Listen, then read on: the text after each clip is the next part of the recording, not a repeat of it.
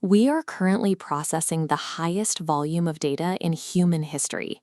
Emails, notifications, the 24-hour news cycle, and the pressure to optimize your sleep, your diet, and your investments. To cope with this, we often default to a strictly computational approach.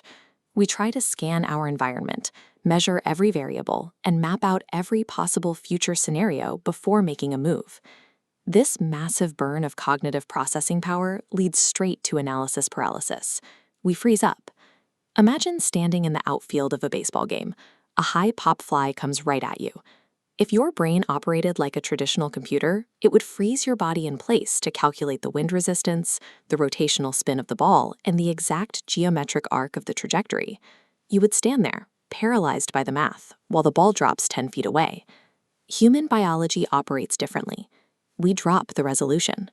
We look at the blur of the ball, move our glove into the general spatial area, and we catch it. Navigating an overloaded system requires abandoning the pursuit of perfect computation. You have to rely on elegant estimation. This math prompt recently stumped a sophisticated AI.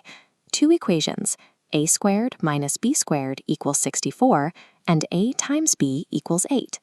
The AI reacted like a machine, attacking with brute force, writing a Python script to churn through infinite algebraic substitutions. The output it spit back was mathematically perfect, yet entirely unusable. It handed the user a massive string of text involving the nested square root of 17. The human user replied by discarding the code entirely. They didn't even pull out a calculator. Instead, they used a low-resolution spatial logic. Looking at the first equation, the logic is straightforward. If you square a number, subtract a piece of it away, and still land at 64, your starting number absolutely has to be larger than 8. Applying that deduction to the second equation solves the problem. If a is a little bigger than 8, and multiplying it by b brings it exactly back to 8, then b is forced to be a fraction. It has to be less than 1. Human problem solving thrives on identifying the broad edges of a problem. We find the spatial boundaries rather than calculating the microscopic details. The AI in the chat log validated this spatial strategy as a recognized scientific model. In data science, this is known as dimensionality reduction. It is the mathematical process of intentionally ignoring background noise to collapse a problem down to the 2 or 3 variables that actually drive the outcome. Geometrically, these equations represent two sweeping curved lines, hyperbolas, crossing each other. The human didn't calculate the microscopic intersection point. They zoomed out to see the general area where the curves crossed, realizing it had to occur just past 8 on the horizontal axis. Faster, more urgent tone. This low-resolution preference is a survival mechanism. If you stand in the forest calculating the exact geometry of a tree trunk, you miss the predator that lunges out from behind it. Ignoring the static background is a critical biological imperative.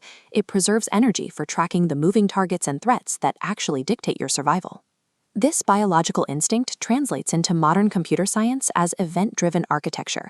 A traditional program might run in an endless loop, checking every single variable in its environment to see if anything changed, consuming massive amounts of power just analyzing empty space.